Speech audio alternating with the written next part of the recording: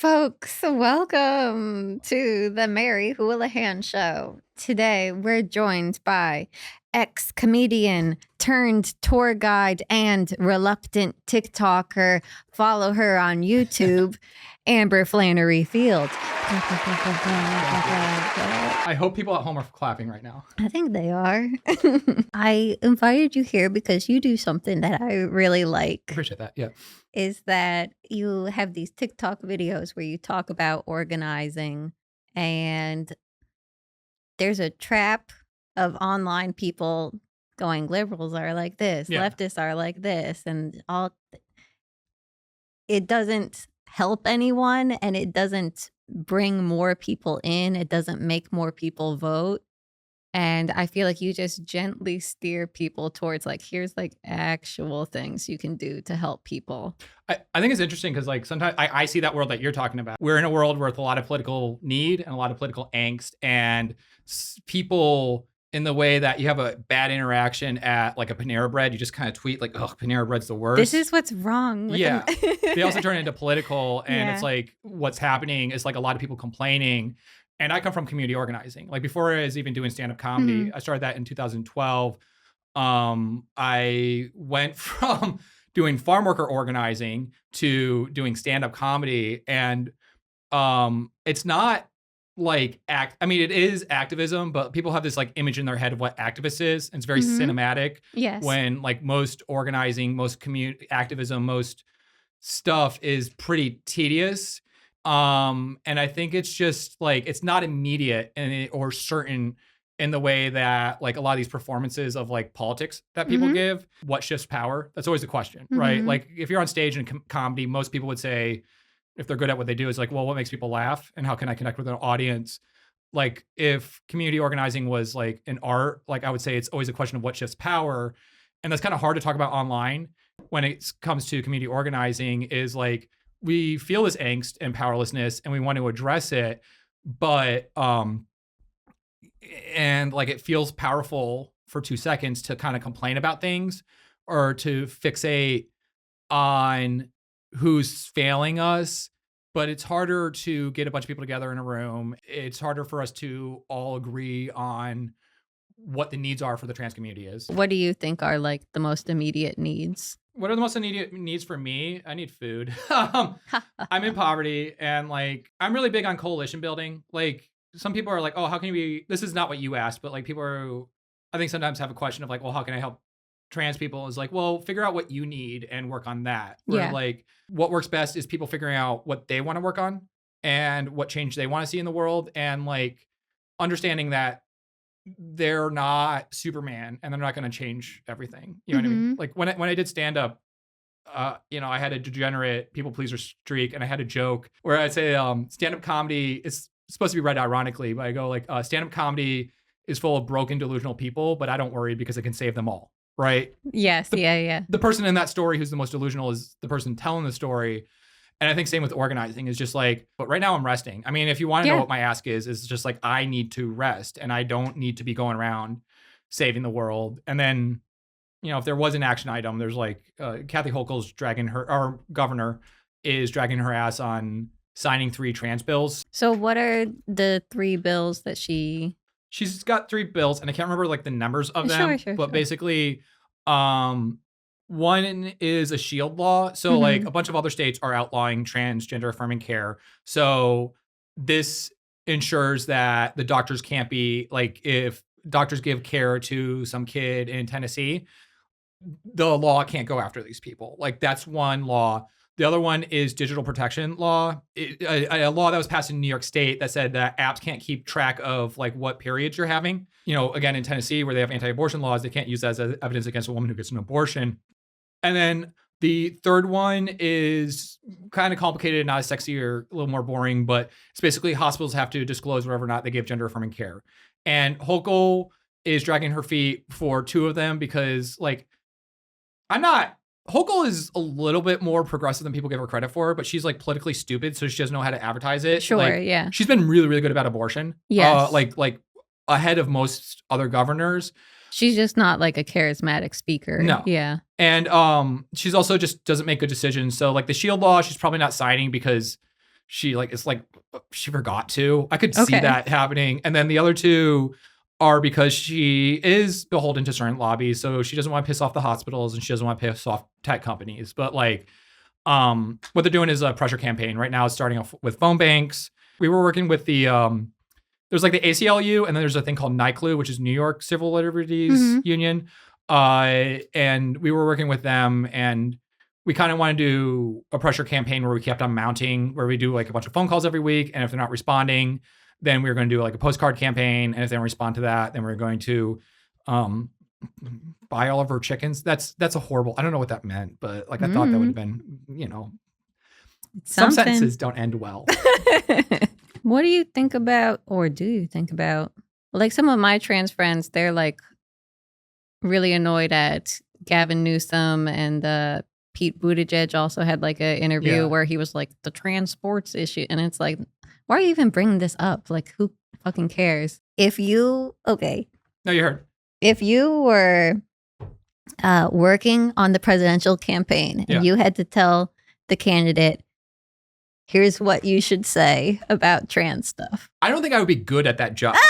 So there's that. Yes. And like, I try not to think too much into the future, or like the year right now is 2025 for now. Yes. So it's just like, I don't like have that much control. I think what I always try to focus on, and I think there needs to be somebody in the room who focuses on this, is like, what power can we shift now? And like, what's happening now? Because like, I have the least amount of control over who the presidential nominee is. I have the most amount of control over whether or not Hochul signs a bill. And also, I think that like, what I want, like, I see a lot of trans people complaining a lot, which we like to do. Everyone likes to complain. I mean, don't you love to complain? Feels great. It's amazing. I'll kind of speak it allegorically. There's a really bad open mic for trans women. There was community drama where a woman caused genuine harm to other trans women. And she was also like, I think the community acted to oust this woman from our community. They acted immediately towards her, but then the trans woman in this kind of part of the community were also being harmed by another person called Eric Adams, our mayor. Because most of them are in food insecurity. And so Eric Adams drags his ass about funding of HRA, which is where you get your food stamps processed. And so they're more willing to act on these like tiny little battles or things that you can kind of, I don't want to get too mad at like complaining, but like they have imagination of like why Gavin Newsom's annoying, but they can't look at how much we're being harmed in our own immediate community and mobilize around that. And there's actually a very, very small number of people who are willing to do it, who are competent to do that. And I think I'm mostly invested in having political conversations with them, because like, you think trans people as like these activists, rah, rah, rah. But like, if I were to get the cumulative groups of trans women who are in activist groups in New York City together in a room, it would fit in this room, right? And this is like, what? Like this is a small apartment, you know what I mean? Across the street from the McCabe Lofts. World famous McCabe Lofts. I had this, when I was farm market organizing, there's this like guy named Baltimore Vasquez, who's like a Wikipedia page of a person. And he trained us briefly for a day. So he was like a farm worker organizer. Baltimore Vasquez was with the AFL-CIO union, if I'm saying that right, and unionized farm workers, which is way harder to do than anyone else. He's a man who like, some of his political problems in his life is people pointing a gun at his face and saying the N-word, right? It was right around the time when Citizens United got overturned, which is palpably a bad thing, and we should have been preparing for it. And then in some ways, there's no way to prepare for it. And someone at the time asked him, he's like, well, are you worried about it? And he goes like, Citizens United, what is it? Because he was like older than dirt at the time. And the guy explained it to him, he's like, well, now instead of spending $1 million in a campaign, we spend $1 billion. And he said, well, like $1 million, $1 billion, it doesn't matter, because like all I have is a bucket of spit. Like at a certain point, all that matters is what's in front of you.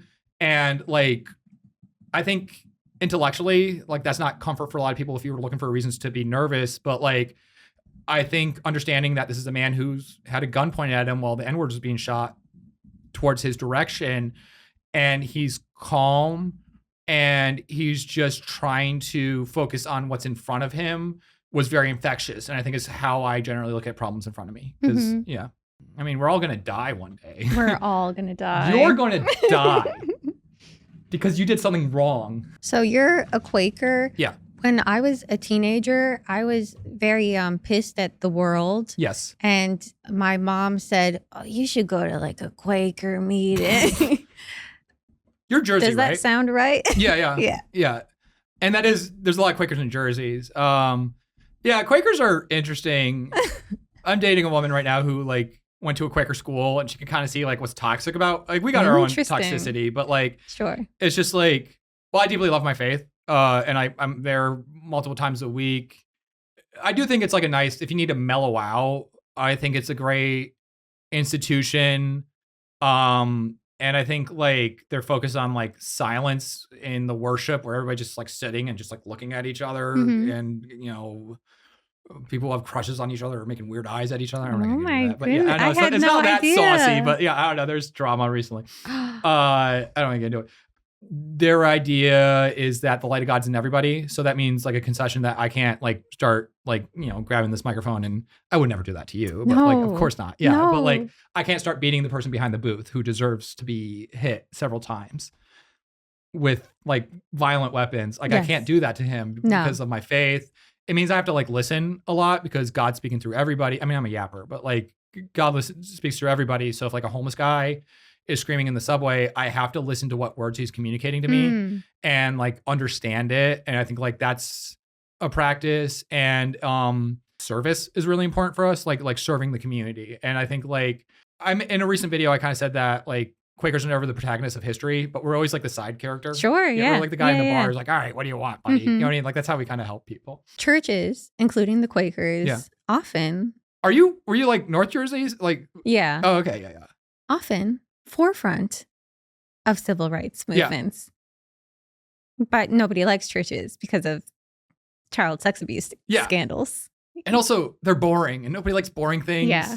And like buying into I use the phrase fiction generously, but buying into the fiction of like, oh, this guy died, and then when you eat this cracker, it becomes like part of you. Like, it's humiliating, and that kind of sucks. And there is like, I can't really reconcile like the harm that church today, just because I've been yapping a lot. Activists I know who I trust understand churches as a resource. Like right now, so much work on immigration is being done with like kind of the modern footprint. I think it was called the sanctuary movement, which was started in the 80s, of like protecting refugees, using a church as a shield to protect immigrants, and then also extending out there in the community. And right now, like my Quaker meeting through this organization called New Sanctuary Coalition, every Tuesday, when you see like Brad Lander get arrested in the news, who's our current comptroller, he got arrested at the federal building for like standing up to ICE agents. Behind him is a bunch of people I knew who were at my Quaker meeting, because like before any kind of institutional figure, a lawyer, a case manager, anyone else approaches these people, we approach them and just kind of contextualize like the immigrants who are at these courts, contextualize like what they need. Formerly, they used to teach immigrants how to represent themselves in court, because it's just cheaper and more effective than just getting a million billion people lawyers, or waiting for them to get what do you call that? A free lawyer, pro bono. Yeah, I think church is cool. Yeah. Have you been to church lately? I mean, I'm not asking you. Yeah. In 2017, I started going to this church because I was, again, very pissed about the world. Yeah. And I saw like a lot of people joining DSA around that time, and they do wonderful work, and I am a member now. I know that churches do stuff, so I joined this church, and they feed people every weekend, and that made me feel tethered to the world. Yeah. And also like there's people there who do work every single week to feed people, who they don't talk like a perfect online leftist. No. Not at all. Or they like believe things that I don't agree with. And I feel like that was just very grounding, of like, oh, of course, like it seems obvious now, but like you need to be building coalitions with people that have the same goal. We all agree that we need to feed people. Yeah. I should be working with these people immediately instead of waiting around talking with people that are maybe seem immediately more similar to me in some way, some like class or education level type of way. Something I liked about comedy is like, like there is a diversity problem with comedy, but also you could find everybody. Yeah. Like I knew like 2 people who had lesbian moms, like in like Yes. 2010, right? Yes. Like Yeah. Lucas and what's her name? Who's Jordan Jensen or whatever. Sure. Yeah, that's something that drew me to comedy is like you're always negotiating with differences. Yeah. And I think it's also something I just like with like organizing because I like just like going in a room and like finding someone who's not 100% like you 100% of the time. And you're just like, well, do you like juice? It's like, oh yeah, I like juice a lot. You know what I mean? And all of a sudden you're talking about juice Yes. for like 4 hours and then you Uh-huh. get her number. And then next thing you know, Yes. But same you stuff. agree on like a Yeah. big thing that actually matters. Yeah. And like, I have like a thing where like, I think nowadays going back to like issues with the internet, I think it's really easy in the internet to like everybody run off into their own little boxes. Like I was Mhm. just scrolling and I saw another trans woman saying like, you can never trust cis people to like stand up for us. I'm like, okay, whatever. Like I've known trans women who've thrown me underneath the bus in a way that's Right. comparable to like a Simpsons character. I love you guys, and now you want to throw me under the bus. Great idea. Hey, throwing someone under the bus is a figure of speech. And she's probably just doing like a subtweet of like someone that she Yeah. knows in real Yeah, life just that like- she's mad at it's the like, that time. person didn't give me $5 when I Venmoed her. You know what I mean? Just like it's This just is like the always that problem. shit. And Yeah. like, we always have more in common than we have difference.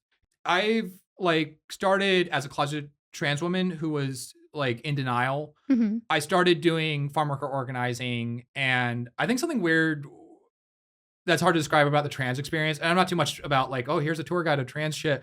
But like, I think I have the most rare fucking experience in the world. And I meet 5 other women like me, which Yeah. is like very nice. Yeah. And I've known plenty of trans women who've been worked in farm worker organizing or immigration, either before or after they transitioned. A lot of trans women from Latin America experienced some of the most political violence out of all of us, but it just made sense as an organic coalition. And like early on, I didn't really act on this other than just doing the work with the New Sanctuary Coalition.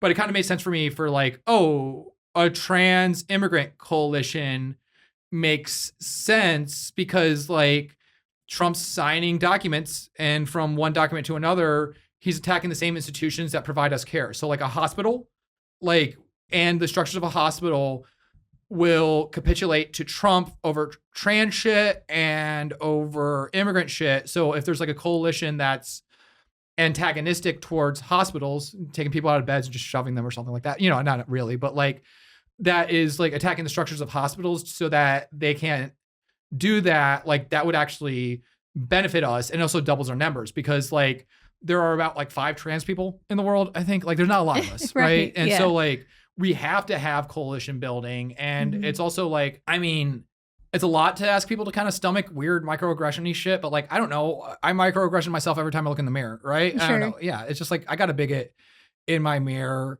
and I value building power more than I value like not being discomfortable all the time. Yeah. And I think it's like a little bit, go back to stand-up. Like, I mean, how many times have you like, I mean, you never bombed, but no, you know what I mean? Like things. How many times have you like ate shit in the humiliating way and your friends come up to you afterwards like, good set, in a way that avoids eye contact, right? You know what I mean? Like, Yeah. so like, what can you do to me that Yeah. 3 p.m. at the Grizzly Pear has not Yes. already done that? I think stand up is great for that. Yeah. Everyone should do stand up for a couple weeks and then Quit. they can quit. Please But do. I think it's terrific it makes you just automatically good at public speaking. Yeah. And like, Even doing it a little bit. I think, yeah. And there's nothing to be scared of because people ask like, oh, stand up, that must be hard. What if you bomb? It's like, yeah, you bomb sometimes. And then that in itself is like not scary because No. you're like, yeah, I'm going to bomb sometimes. It's- Numbers game Yeah. here. Yeah.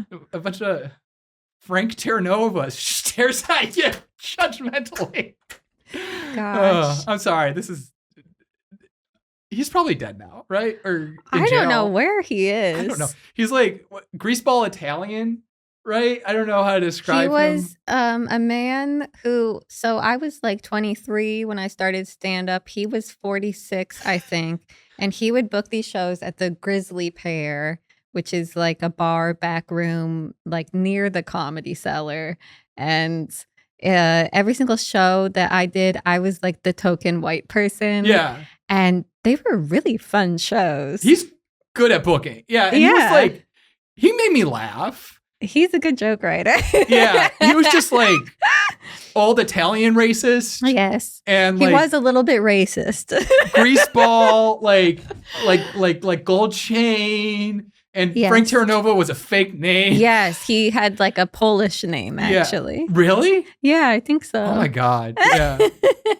So many talented people who like, just like, man, if you just were likable to people who pay people money, like you would be doing way better now. You know what I mean? Sure, yeah. I don't know. I don't know. It stinks. It's good. It's good that we were around good people, and I think there were never enough slots for everybody. Mhm.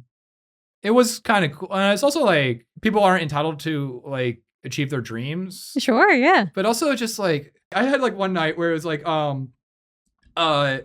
it wasn't one night, it was like probably like a week in the creek, like with a couple of a venue called Creek in the Cave, which is now all Austin and all Joe Rogan'd out. But back in the day it used to be where like people who were creative kind of Yes. went for a minute. And I'm trying to remember. One was Tony Zarrett, who's like Oh, so funny. doing well for Yeah. himself now. And he just bought for himself this shitty Chinese sound effect machine. And he was just he stretched it to like every like possible iteration of like ways to make it funny. And then he's like on stage with like a brown paper bag. And he goes like, all right, next thing I'm going to do is teach you guys how to make a butter sandwich. And the first rule is you need butter. The second rule is don't fall in love. Beautiful. Yeah. Yeah. Oh my gosh. It's crazy. I don't know. I'm sorry. Everything goes back. I mean, I haven't seen you in a while, so I haven't Yeah. talked The comedy. last time I saw you, I think it was at Easy Lover. Or Legion, I think. Same thing. Oh, is it? Is that what now it's called Yeah. Easy Lover, yeah. I'm an easy lover. No. Yes, Yeah. and you were like, hey, I'm trans now. Yeah, I think I was a dude. I'm a woman like, now. Yeah. It's Yeah. like, hi, like thing. Like I was like barely out of the closet. Mhm. Oh, Jesus. I forgot like after like in my head, I quit comedy at COVID, but I forgot that I kind of like I just like I found other outlets. Mhm. And also like I loved you guys. I think it's a mix of stuff of like a lot of comedians are just tedious to be around. Mm, And a lot of bad stuff happened to me in comedy. really? Yeah, like Steve Whalen passing away was not fun. No. There were multiple things, but just like it just got I was tired of all the glad handing Mm, and just like kind of transactional conversations. yeah, a lot of ass kissing, Yeah. And like I like which I'm bad at. So if I was good at it, I would like it. Yeah. I'd be like, what are you guys complaining about? and I don't I think find it so hard to be nice to people who I think are mean. I think like if I had to do it twice, I wouldn't be nice to everybody. Yeah. And also like everything's a lottery system. I feel like there's not a lot of predictors on who would be successful. I noticed there is a sizable number of people who just kind of kept to their own shit Mm-hmm. and just kind of like you can't manufacture like heat. Like people thought they could. I thought I could. People do manufacture it. They get publicists. Oh, that's a good point. Yeah. Where do you find publicists? You just hire one. I need one for my tour guide company. I'm bad at. I need to find a manager for like I do whatever. I don't want to get into it. That's a tour. Whatever. Brooklyn Bridge tour with yelling. The politics of building really, really, really big things. On Airbnb. I love Steve Whalen so much.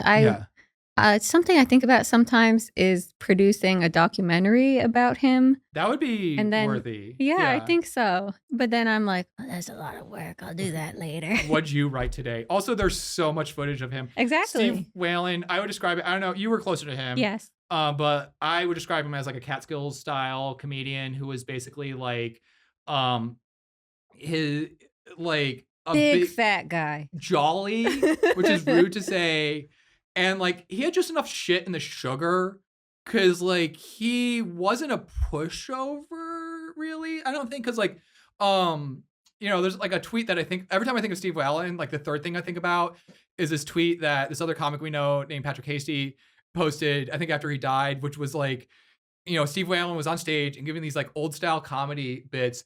And someone like in the audience goes like, "What year is it?" And he goes, "It's 2011 up here, baby." Incredible. I don't know if that's like, I mean, it's a podcast. He'd say a lot of stuff. He'd say, I'm on the paleo diet. Yeah, me and my pal Leo share a pizza pie. He had one where he's like, I can't remember, it's like, I'm a pansexual, and I can never remember the pot. Like another pizza-based joke. Yeah, it's like, I have a pan pizza or something like that. Yeah.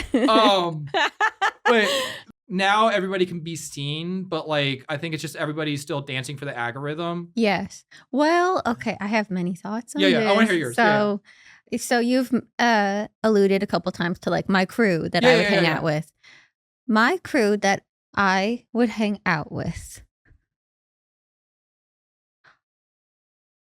The film and TV industry is bad right now. You need to use YouTube and TikTok. What are you waiting for? Some of these people think they're too good. You gotta use it. They're too good to use the internet? I think so. Or like there's this thing of people of like my age or older.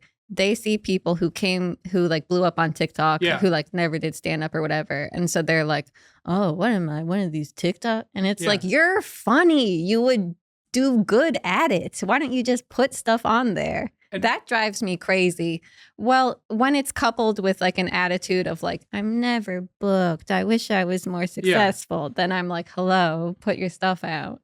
And I think like, it's weird where like, I won the lottery system of the arts with like what I have for my platform. I mean, and like, I think like it's half of it is just like some of what I do well and people resonate with is like knowing good stand up, but also my day job was tour guide. I think tour guides are so good at YouTube and TikTok. And I think it's because like tour guiding is standing in front of a thing. Yeah, presentational. And talking about it, which is what TikTok can be in some capacity.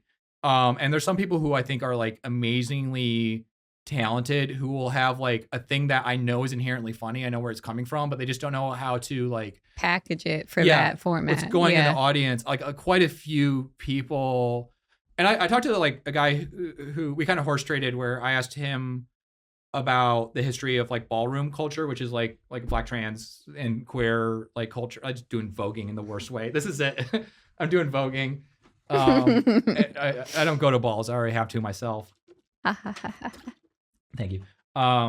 Something I've been talking about with community organizing is like, even though I'm internet famous, I don't try to take a lot of people who like, I mean, as a relative term, but like, I don't like taking a lot of people who follow me on there into my activist world as a call to action.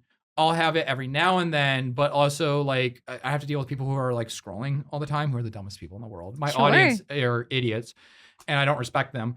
But like, organize as if it's 1992 and then you realize the internet exists. And so like I made an event called Lesbian Library Day, which is like 200 people ended up showing up. And you did like flyers, like a lot of like in real life. Like just handing out flyers, going to like the Dyke March and just like handing a million flyers, something I stole from another comedian, which might be before your time, David Orshon. Oh, I remember him. He was like a guy, everybody made fun of him for being a virgin. A lot of bullying back then. Yes. Like, brutal bullying. Yes. And he was like a street magician at some point, and he would do this thing on the subway where he'd be like performing for somebody next to them and making magic disappear. And he had a baby face, so he could get away with doing this creepy ass shit. And then he would get up, and if one person's paying attention to him, then he'd make eye contact with somebody else, and that person would come in. And by the time he's done, he had like a whole crowd of it. And I kind of took that thing that he described as a way to handing out flyers at Dyke March, where I just start off talking quietly to like one person. And by the end, I'm handing out like, I handed out 500 flyers within a mile walk. Like it was a lot. And I got a lot of people in there, and, you know, I do it because there's a political need. And also like, I'm not looking to be the activist with the bullhorn in my Instagram profile. Right. Like I am a part of a larger collective of people, but like also when I email people and they find out that I have quote unquote clout or they heard about me, it opens up doors and make things easier. And also like, it's a project, as well as a creative project of making Lesbian Library Day is like, it's like, oh, I got a bunch of lesbians. I saw people like giving numbers to each other and being flirty with each other, and then never probably calling each other after that. But like, that's cool. Or like, I do community work with teens. Like I ran punk shows at my church, and like, it's cool having like, I never made an hour in stand-up comedy, but like I had like a block of comedy that I was proud of, and like I built it over time. And same with the community events. Is like I started with these punk shows with teens that were like punks of color shows, and then all my kids graduated.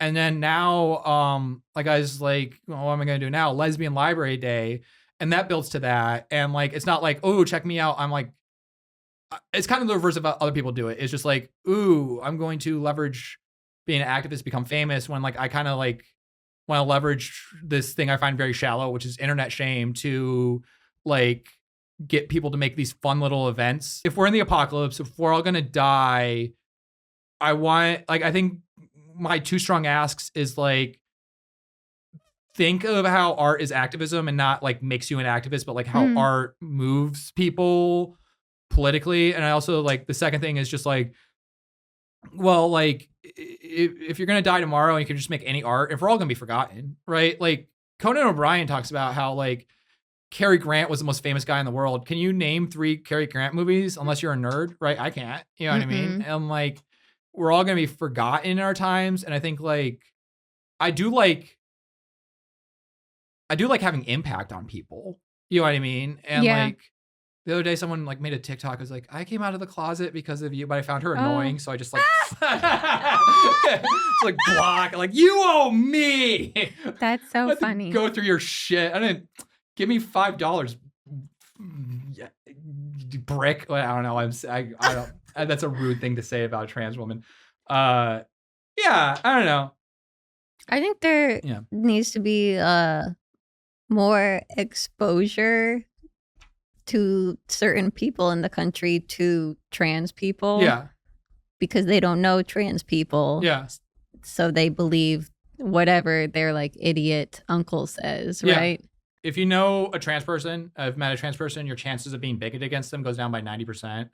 Our Quaker meeting did a political action that was similar to like what civil rights people would do, which is they all did a march from here, like a walk from here to Washington, D.C., carrying a bunch of flags. Whoa. And like every neighborhood they went to, they had like a political activist, like town hall or something like that. If a line of trans people marched from here to Albany, to Noy Hokel, or if a line of trans people marched from here to D.C., and we intentionally like, this is risky, and it means like, it's a matter of belling the cat. Like we have to figure out a way to make it work in the safest way, but build the most amount of political power. And I think it can't be utterly riskless. But like, if we like went through like the reddest country in like Pennsylvania, Jersey, and Virginia to get to DC, which is a long march, right? And it'll take like a lot of money and stuff like that. But like, and we just found whoever's in the town and talked to them, and like walked in with these like trans flags, and like talk to who would want to talk to us.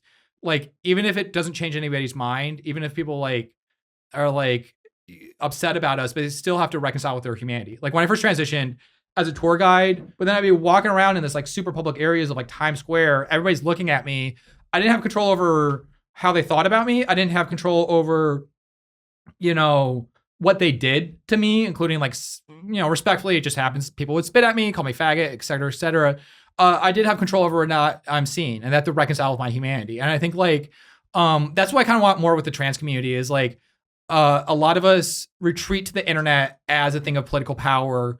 Like I had this one non-binary person who like experienced significantly less political violence than me down in Florida, in Orlando, which is where I started comedy. It's one of the gayest cities in the world, Orlando. And they were still too scared to go to an open mic because they didn't want to be a visible trans person there. And I'm like, respectfully, like, everybody's got their own hazard, but like, it's so easy just to retreat. And that also comes at the expense of us, because like the more of people see us and like, my cousin's one of those, he's a woman like you, know what I mean? Like I got that once from a tourist. That means it closes the gap. It makes it harder for the bigots above us to kind of harm us. Cause like, I think like, if you look at the statistics of how people feel about trans people, it's like a peace sign. It's like, 2/3, 1/3, there's like, yay, trans people, it's fucking, as long as they bottom or whatever. And then, it's a bad joke, I don't know. And then the other third. Yeah, the other third hates us. And then like a huge gap, like is indifferent to us, and that's the most amount of political violence. And it's like it's kind of hard for them when like a lot of us are hiding and like Yeah. and like I'm not here to give the politically correct opinion. Like I think it's like motherfuckers out of the street. You know what I mean? Like just like I don't know, like transition. Or not. I don't know. Yeah, Sure. I'm not saying you are. Just the guy behind the curtain. He gives fucking egg-ass he's vibes. giving vibes. Yeah, vibes. Yeah, I think there needs to be more visibility, and I think this is not correct of me to say No, say it. because There's no I'm Twitter here. cis. I mean, well, there is, but yeah. Bricky, clocky. Yeah. Like, it's nice that there's very beautiful passing trans people in the media, but like, people need to see regular, like the average trans person who's just like going to work and then like just a regular person. That's what I think my character is like one of my trans mothers who passed away named Mother Latravius. One of her organizing things she wanted to do was just get a bunch of trans women, clocky ass, trans sex worker, black trans sex workers, because that was her domain, to put on like the cuntiest dresses and go to see a Broadway show. So that way a bunch of people are looking at us, right? And I think like where I look at myself and like all the other trans famous people is just like, I'm the one who's the most outside. My character is always outside and doing embarrassing things and loud things. I think courage is a little infectious. Like when Trump got elected, I saw two other trans creators who I respect a lot say like, run away from your state. This is it. It's game over. And another one was like, I'm going to be dead in 5 years. Just watch and see and stuff like that. I'm like, I don't care if I'm dead in 5 years. I don't know. Like, it's just, I do care about that. But like, I said that today, the day that Trump got elected, is the best day in the entire world to come out of the closet. And I think that applies to anyone of any sexuality, because like the best day to come out of the closet is today. And also I rooted it in a collective action thing of just like, because I don't care, that's the noise people make of like, like selfish nervousness, care for self. Whereas like the more trans people come out of the closet means the more people who are standing next to me. That means like the easier my work is. I learned so much in comedy about how our community works. Like I call like an open mic is a mutual aid. Yeah. And like we're all evil psychopaths to each other who I think hosting a open mic is such a social service. Yeah. And everyone fucking put name in bucket. I would rig the bucket. Here's what I would do. I would like half it, because like I don't know. Let's pin that on the wall. I would tell people live, like I did like community organizing for like 15 years or at that point, and then stand-up comedy overlapping with that for 10 years. And I learned more about community in stand-up comedy because you have the most selfish, evil people you ever met in your life, and also some of the kindest. But like how many times? Like I remember one time in the basement with like Karma or something like that. Christy Coffee. Lost like $600. Someone stole it from her. And so Danis immediately just took off his hat and everybody passed the thing around. And like all of a sudden, like, like that's you don't need any like Karl Marx book to figure that shit out. Like that's just like how people interacted. And it is kind of nice, this like anarchist kind of community, or nobody would ever call it that. But like, that's something I really respected about that community, even if, or also just because like, there are some people we know who should be like in jail and shit. Sure. Like that. Yeah. Just like it's a very long list of like evil. It's complicated. Yeah. I just had Jay Jordan here before this. Yeah. Because he makes so many bitchy takes, and I'm like, I love it. Yeah. And I wish everyone would do that. He swipes out like the Rogan guy. Yes. Yeah. But I think more people would be in jail if people were just bitchy and honest. Yeah. People are afraid to be bitchy and honest. I talked to this one woman who started like a feminist festival, and she said like one of the problems with all that Me Too shit is like now we know who all the predators are, but we still have to share green rooms with them. Yeah. Yeah. Yes. Yeah. You know what I think? Like I don't think this is like the solution, but this is like the first failed attempt at addressing it. If I still cared about comedy in this way, would be like a thing where a bunch of comedians get together just to talk, and there are strong rules where you're not here to perform. It's like a support group for comedians, or just like something that's just like to talk about comedy. You're not there for you're talking about yourselves and how you're feeling and what the needs are of the community, and absolutely not trying to like network. You know what I mean? Which I'm sure comedians, I think if like you created a culture of that, then that would attract the comedians you want. And then from there, somebody will get a smart idea of like, oh, here's how you do a union. Cause like, I don't think, I have pity for anyone who tries to unionize comedians. Yes, that would be very hard. Yeah. Did you see season 2 of The Rehearsal? Is that the one with the airplane? Yeah. I haven't watched it yet. Yeah. It's so good. I feel It's insecure. really good. Yeah. And It's at Alligator Lounge, right? yes. Well, Alligator Lounge is featured a lot, especially in season 1. Yeah. But they never took down the set. They keep using it for season 2. Oh, really? So Yeah. like, yeah, anytime they're doing like a group scene, they're like, let's use this. Which is where open mic used to be. Yeah. So the overall premise or like point that Nathan is trying to make is that horrible things happen to airplanes. Airplanes Yeah. crash and all this stuff. And he's like, he might be autistic. Really? That's also part of the show. Yes.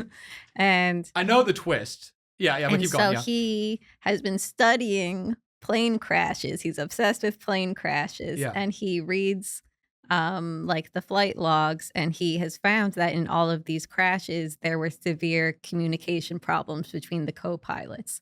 So Really? he says, I have this HBO budget that I do have to deliver a show, but I want to present Yeah. my research that I think co-pilots need to communicate more, and then flights will be safer. Yeah. And of course, it also just seems like a metaphor for every industry. Yeah. Like it seems so applicable to comedy, like you're saying, like if people just spoke more openly about like, oh, this person's kind of a creep, but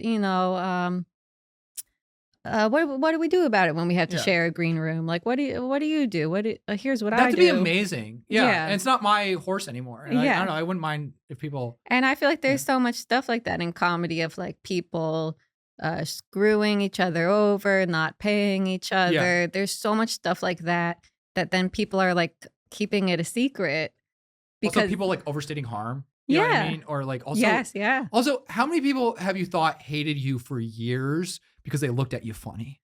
Oh, sure, yeah. Yeah. Or like, that's how I had that. Yeah. Well, there's a handful of people who like I had an early open mic experience where I was like, I don't like that guy, Yeah, and yeah. now I'm like, oh, he's nice. Yeah. Oh, nice. It's so nice to see you. Yeah. Oh my gosh. Also, I think it helps that we've been through so much bullshit. Yeah, it does feel like, well, we have a shared experience, even if I thought they were rude 10 years ago. There's something you're talking about with the airplanes and the oh man, I lost it. I'm so sorry. But communication making workplaces safer, yeah, basically. yeah. And I can think of one accident that came from 19 people communicating too much. Oh, what's that? 9/11.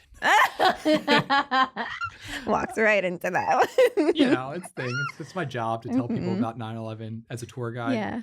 But yeah, I think in comedy, sometimes people have like important grievances that like never get addressed, and then they just end up like quitting comedy because Yeah. they're like, no one's gonna stand up for me.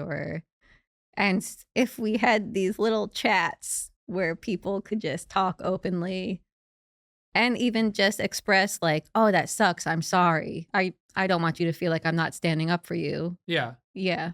You know, I started dissociating because like like the biggest sin in comedy is like exploitation, violence, and stuff like that. And then, like I don't, like all my like painful experiences and all my like shameful, petty bullshit that I went through, like I'm not happy I did that, but I'm happy I had a point in my life where like I went on stage 12 times a week. You know what I mean? Even if it wasn't coming from healthy shit, like I'm good at being a tour guide now. And also I met a lot of amazing people, you know what I mean? Including you.